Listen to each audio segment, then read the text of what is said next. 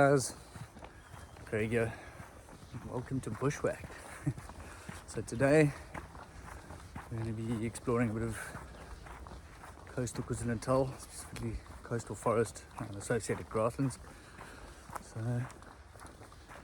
there's a couple of interesting species that we could encounter here. There's one of them. Sorry for the pause. Just hoping you guys can hear that on the audio. Sounded like water being sort of dribbled out of a glass bottle. Bloop, bloop, bloop, bloop, bloop. So that call is from a Burchell's cuckoo, also known as a rainbird. They do get quite vocal before and after rains. We've just had a bit of heavy rainfall and some very snowy weather up inland mountains. And we are predicted to have some serious weather in the next few days as well. But anyway, I digress. So in particular, looking for my scaly friends. Beautiful sunny day today, so hoping we encounter a few. Just to let you know what we could potentially encounter here. So KZN or coastal KwaZulu Natal is renowned for its black mambas. So this is a good area for them, so it would be a very nice find. But other than that, since we are quite close to the coast, there is a chance of green mamba as well, so my eyes are up top too. And other arboreals such as wormslang, twig snakes, your philothamnus species, which are green snakes, so spotted bush snakes, green water snakes, or southwestern green snakes, western Natal green snakes. And then yeah, just a couple of other colubrids and elapids. So your elapids, namely the Mozambique spitting cobra, they're quite common and abundant in the KwaZulu Natal region. But then there's just a couple of streams running through here, so very possible we could find some night adders.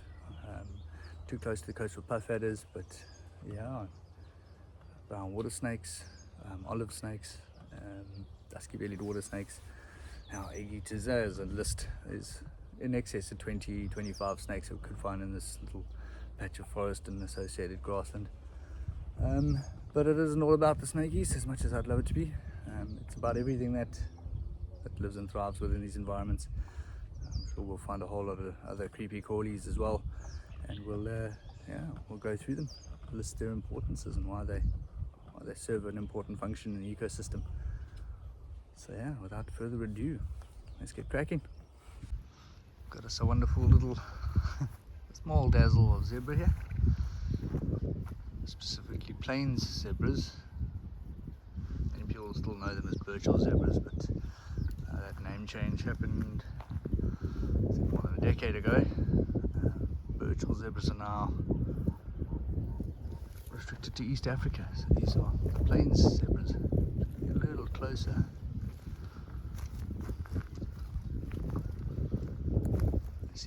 Very relaxed with their presence here.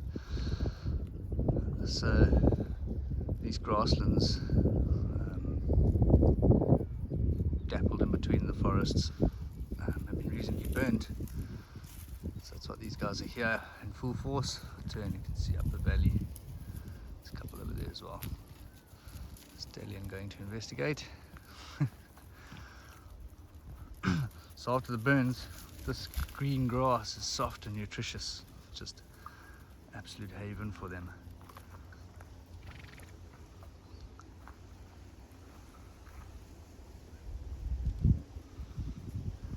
Shame, Kelly at the back there, she's a bit unwell. So I was saying that female over there isn't well, and the reason I can see that is because of her mane. So there's two factors there that I can see. One is the thinning of the hair, so the hair's falling out, and then also the mane itself is sagging. Now, a healthy zebra will always have a nice stiff upright mane. It's one of their distinguishing features, is their mohawk. So yeah, hers is not in a good nick. They're wandering off. But given the fact that the hair is falling out as well, just kind of lets me know that she's an old girl. It is natural habit. But young, healthy individuals, if you've got hair falling out like that, or the mane sagging, you can be guaranteed that animal is not well, it's sick. The reason for that is because of oil production, keeping the hair healthy, stiff.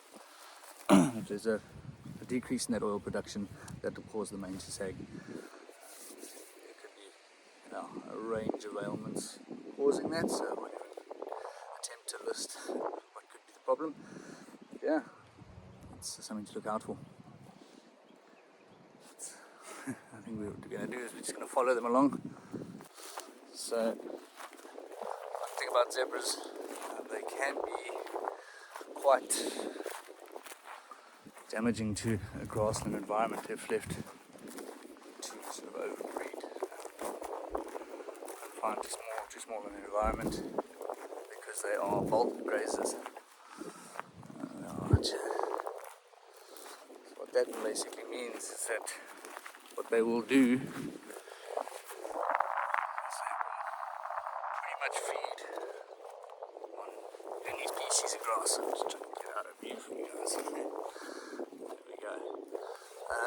So yeah, species of grass, they're not particular about that. There are one or two species which are completely unpalatable, but yeah, they're not too fussy. They are bulk grazers, so they just chow whatever's green.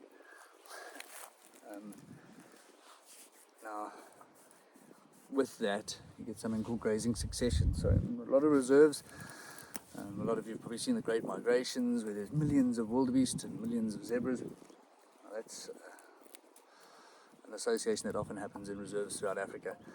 The reason for that is not necessarily safety in numbers, it's because of grazing succession.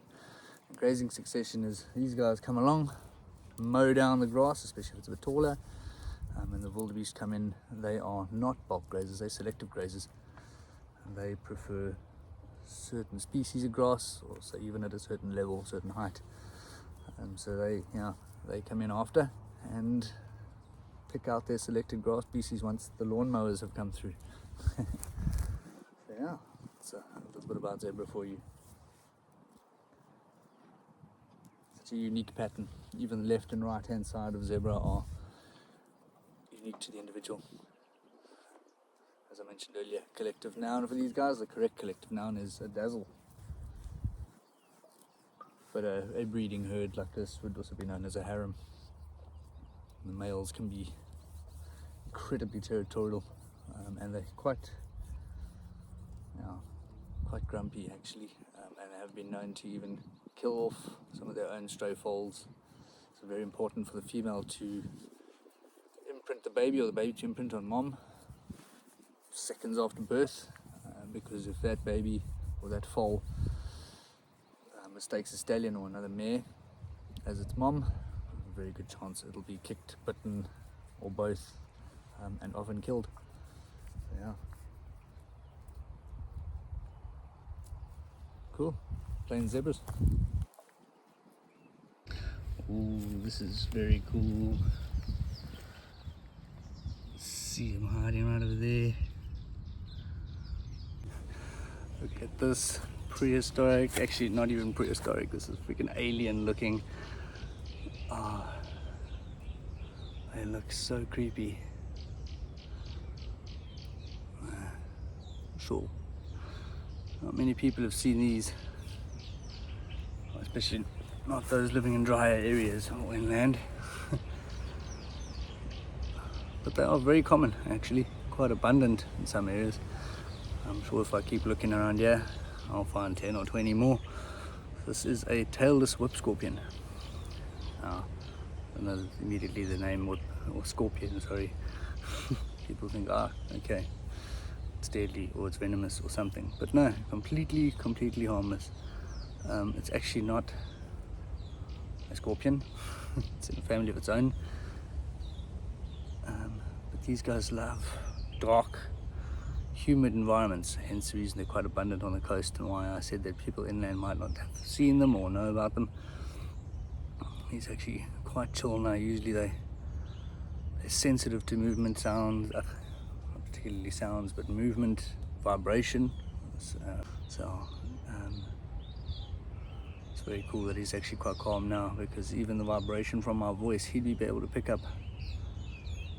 So they are quite sensitive to vibration and to noise, basically. So now that he's relaxed a little bit, you actually see how it's moving down my arm. As I was saying, you see how those sensory organs are pushed out in front of it, picking up on vibration or anything that's in front of it. Ooh, fast movement just from switching hands. So he's gone into a more relaxed posture now. Well, he's still a bit cautious, hence having it out like that, but at least he's moving around. Now, as a defense against predators so far, luckily he was pretty chill and just kind of cruised up onto my hand when I slightly coaxed him. But if he felt threatened, he would lash out at me with those pedipalps. And given this one's size, could potentially have drawn blood. He can be quite powerful with those pedipalps. So yeah, very cool. Oops, scorpions.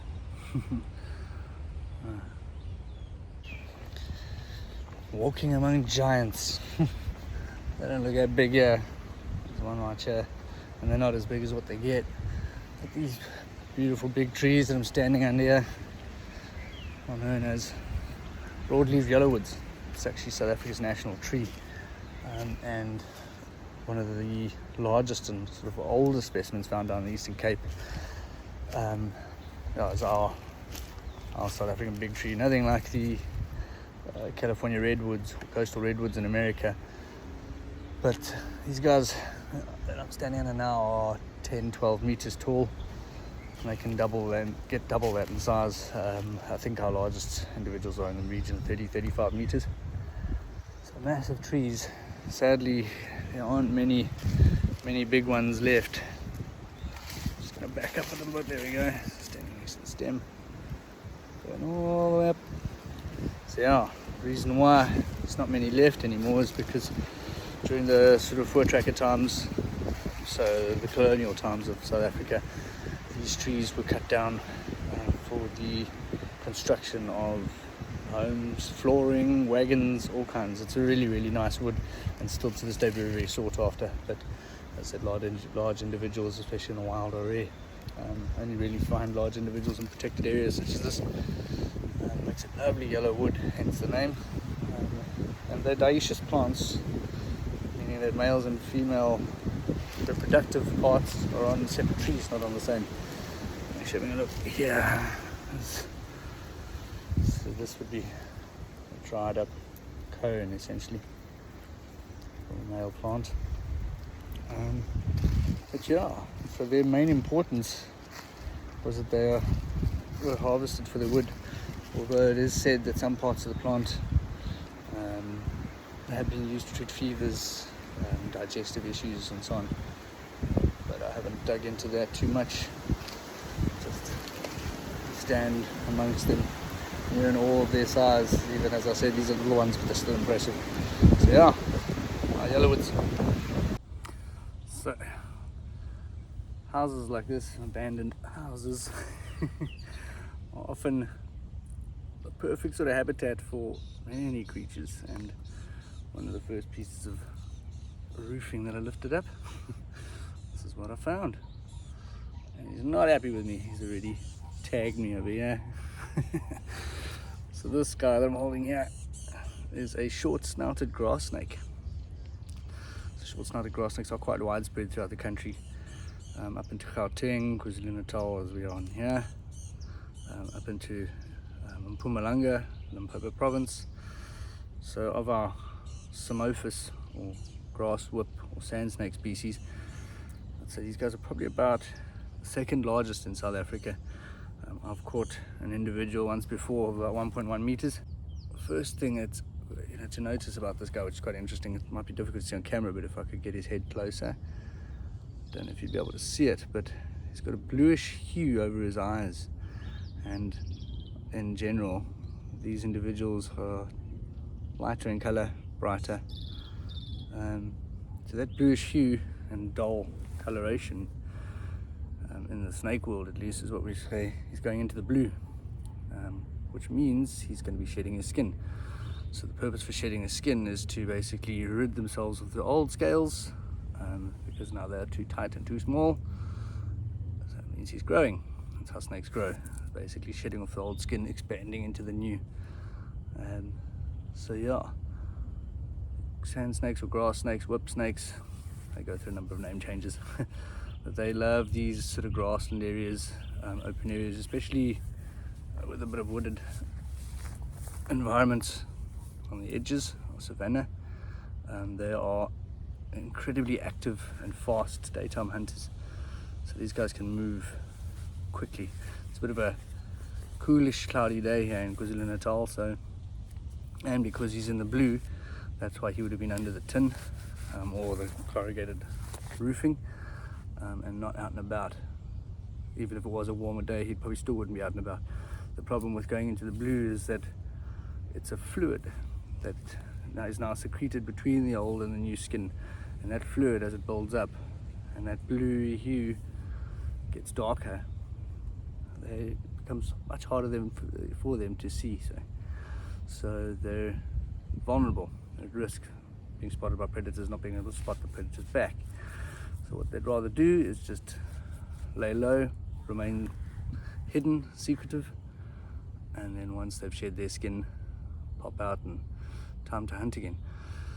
So as I said, active hunters, these guys will quite quickly and quite easily subdue lizards, geckos, frogs, sometimes other snakes, and as they get larger, even birds.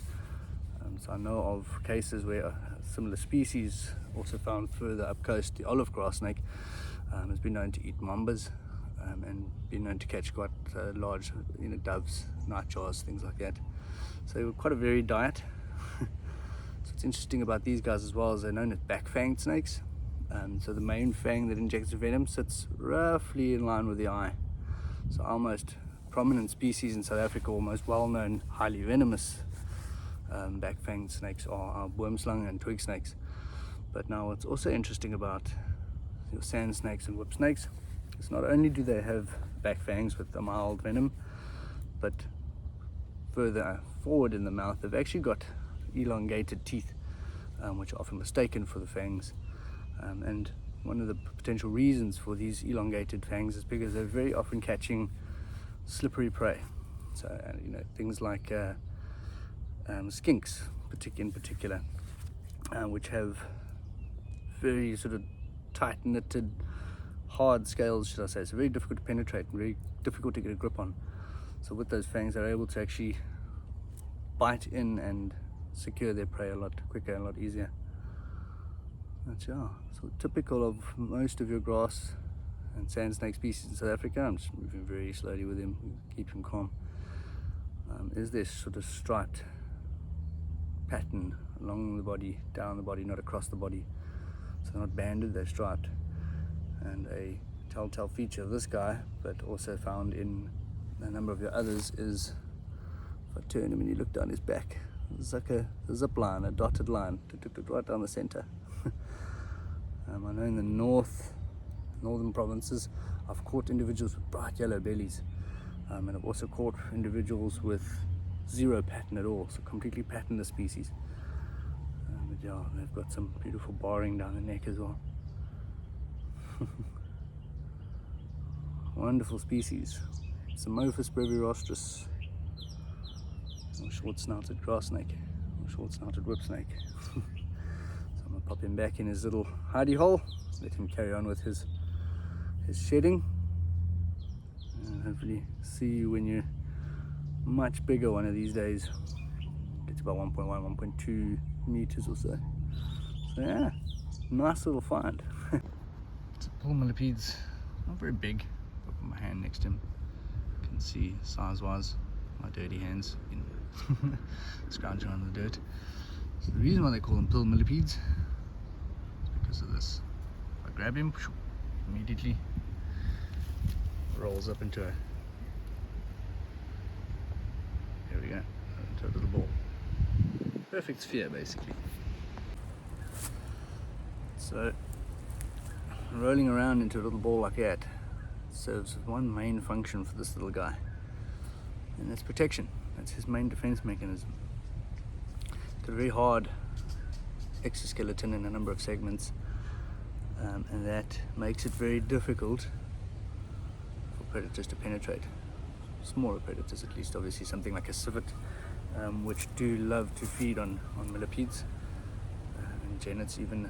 I just crunch them up, no problem. But yeah, that's his main defense right there. So that sequence or function has a very particular name. It's called conglobation, rolling into a ball like a protective ball.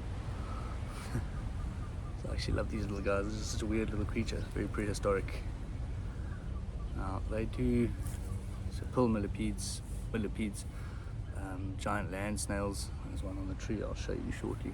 They'll play a very, very important function here, especially in forested environments. They are known as detritivores. Here's some impala over there, along calling. So detritivores, they are herbivores as such, but they prefer to feed on decaying organic matter, decaying plant matter rather than fresh plant matter. So that is important, not necessarily just for the breakdown of plant material on forest floors and forest environments, but also once they've chowed it, they've eaten it, and they've pooped it out, that poop then holds greater nutrient than when it first went in, and it makes it more accessible, or even more easily accessible to plants. So it creates a richer humic layer on the forest floor, or given environment where they're found, which then in turn allows for more abundant, healthier plant growth. So yeah, very, very important creatures. As small as they may be, everything has its place, and sometimes the smaller ones have more of an important function than some of the bigger ones. Never overlook the little guys. Awesome. So I mentioned the land snail, talking about the pill millipede. He's right up over here, right there. He is there. He's quite a large individual. If you look at him in comparison to the size of my hand.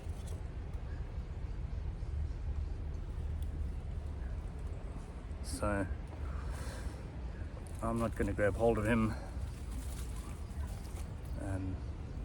or take him off, disturb him. And the reason being is because he's nicely nestled up in the tree there. During drier times, what snails will do is they'll retract back into their shells and release some mucus. So the mucus does help them to just remain moisturized, if you could say. That keeps them healthy. But when they go into a form of hibernation like this, that mucus creates like a glue around the entrance of the shell, and that helps to maintain that moisture, that humidity level, if I could say that, within the shell, helping them survive during drier times. So we have had quite a bit of rain recently, but it's been very cold. Had a lot of snow up in the Drakensberg.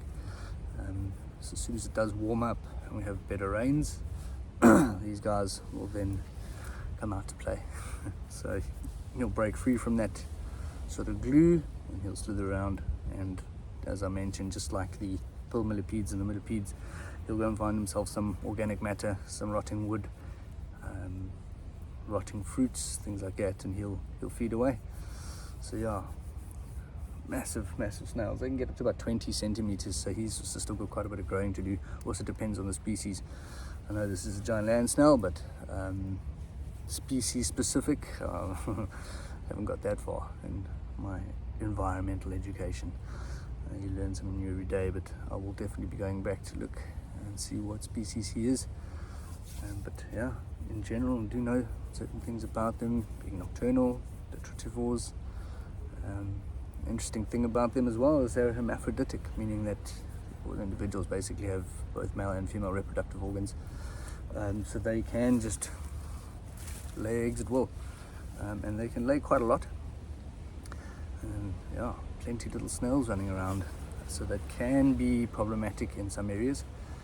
Having come from Africa, or southern Africa, these species at least, I know that they are, there is gaining popularity of having them in captivity, and some countries have actually banned them just because of the possibility of them becoming an invasive species.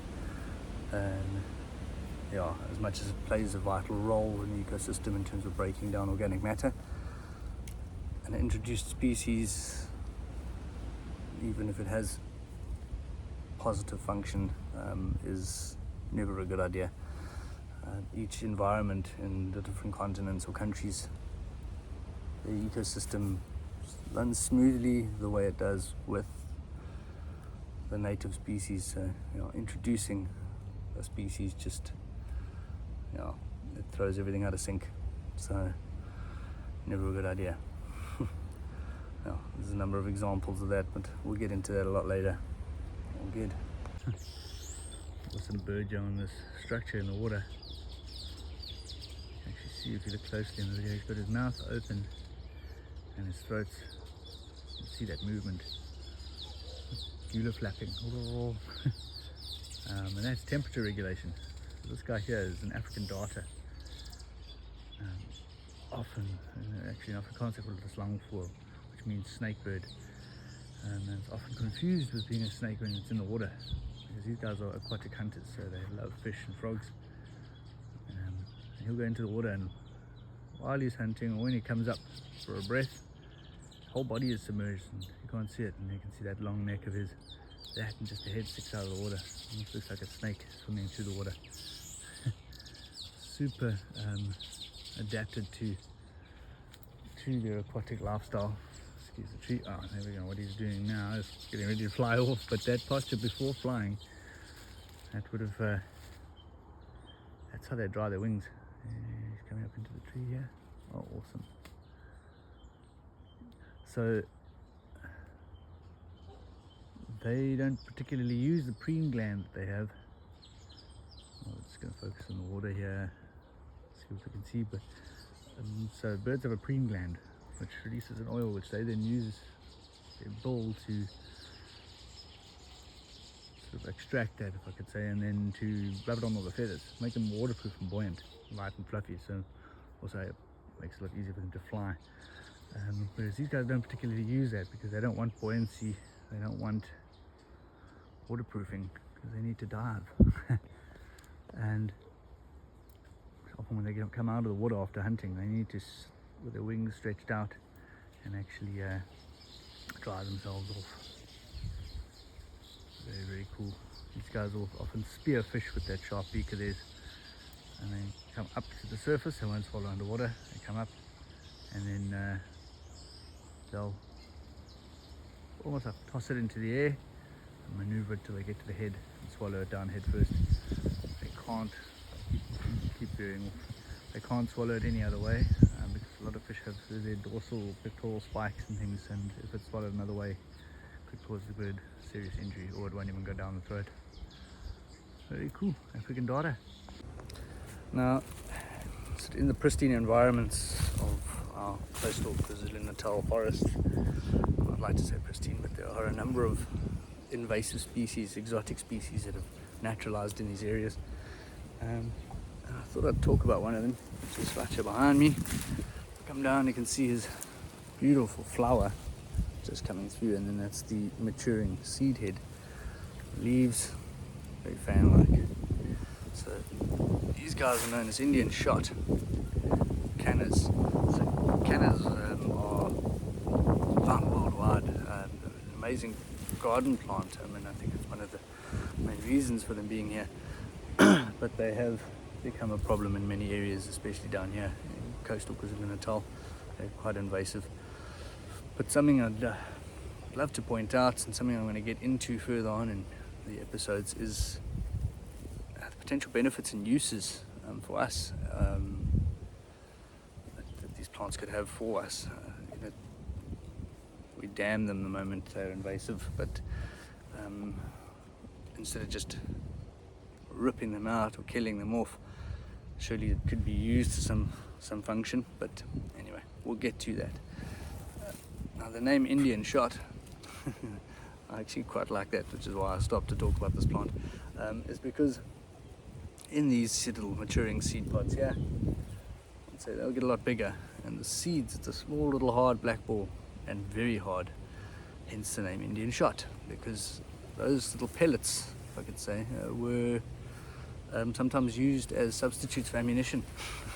So in sort of muzzle loaders or shotguns, they make a great pellet substitute. So So yeah, that's where the name Indian shot comes from. But what I do love about this plant, even though it is an exotic species and it is invasive, is its phytoremediation. It's an interesting word. What it does actually is it can be used beneficially to be planted in areas with toxic soils or pollutants in the soils. So that's what phytoremediation means, is if it's planted in areas like that, it actually draws those toxins out of the soil and creates a healthier soil environment. So planted around heavily polluted areas and wetlands, that could be incredibly beneficial. And so I think that they could play a part as much as they are introduced.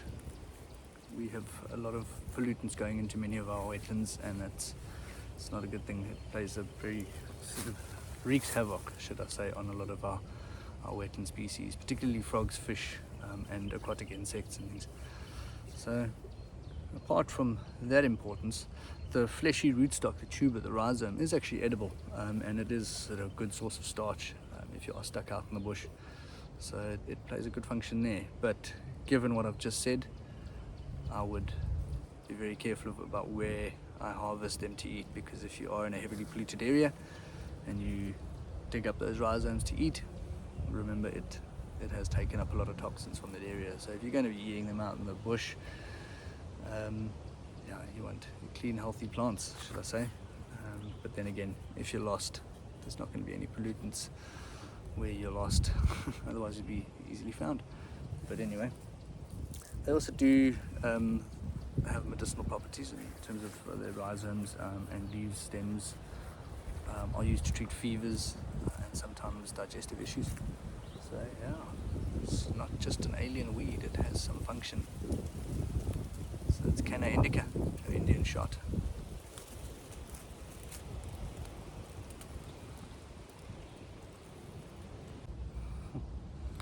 So we've managed to nab ourselves another snake, but not one that often people will see. It doesn't give off snaky vibes. This little guy right here looks like a worm. He is in fact a Viburn's blind snake. So they have pretty much no eyes. Tiny little black dots, if you were able to look closely, as his eyes. So they do not form or serve much of a function. These guys are what we call fossorial. So they live underground. So digging amongst decaying matter, sorry buddy, so rotting wood, under large flat rocks in old termitaria, places like that. This is where these guys will be found. Active termite mounds and ants' nests as well, because that's their diet. So these guys will feed on ant and termite larvae as well as eggs. It's very, very cool, very interesting little creatures. So as a defense mechanism, he'll get a lot larger as well though. Well, not a lot, but 30 to 40 centimeters or so. As a defense mechanism, what he's doing, you can see he doesn't have much of a tail. Sometimes it's difficult to tell. There we go, now you can see he's using that tail and he's got a sharp spike on the end of it. That tail he's driving into the side of my finger. So that's giving the impression of a bite. His mouth, jaw structure, everything is way too small to actually bite people. And they're non-venomous anyway, so it'd be zero effect if they could. They've just got tiny mouths. That, sorry buddy. Took a bit of a skydive there without a chute. So that spiky tail, not only does it form or serve as a function of defense, but its primary function is actually to help propel him along underground. So what he'll do if he's in a sort of in loose soil and in a little burrow, that can be used to drive it to the side and propel him forward. So that's its main function as well. But it's very cool that he can give a false impression of a bite, stabbing that sharp little spike into a potential predator. A very, very cool Viburn's blind snake. Not often you see these guys. In some areas after heavy rains you might see them because they get flooded out, come to the surface, and that's when you'll actually see them on land or above land. Very cool. Pop him back.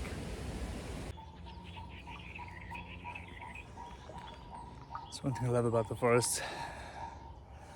It's just the symphony, the orchestra. Standing here amongst these giant redwoods. Well, it's not what they're called, they are really big, but they're broadleaf yellow woods. But you can hear that squawking on the one side. Beautiful, beautiful bird. I wish we could have found one today. Those are purple crested taracos. And behind me I've got a bit of a screechy sound. Very faint. Terrestrial brown bulls. And then a toot toot toot there. So tinkerbirds. Staying corrected, the golden rumped. And that, I'll put some pictures up. That's an arena trogon. Those are super rare. One of the super rare, they're just very difficult to find. See the picture, green back, beautiful red front, like a velvet red, it's a crimson. But they'll often, as soon as approached, stand with their back, or they perch with their back to the approacher. So they just blend in with the vegetation. Judging by the call, I'd say he's pretty close, but I'm not going to bother looking for him. It's not going to be easy. And the taracos as well, they forest canopy birds, they love hanging up high up in the canopy, so not easy to see. But yeah, I mean, got Cape White Eyes going.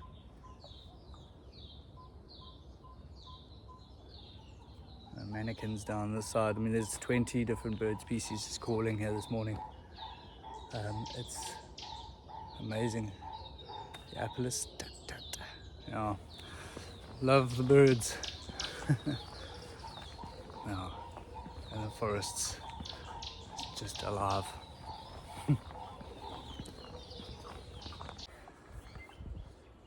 So guys, no mambas or cobras unfortunately, but a successful day nonetheless.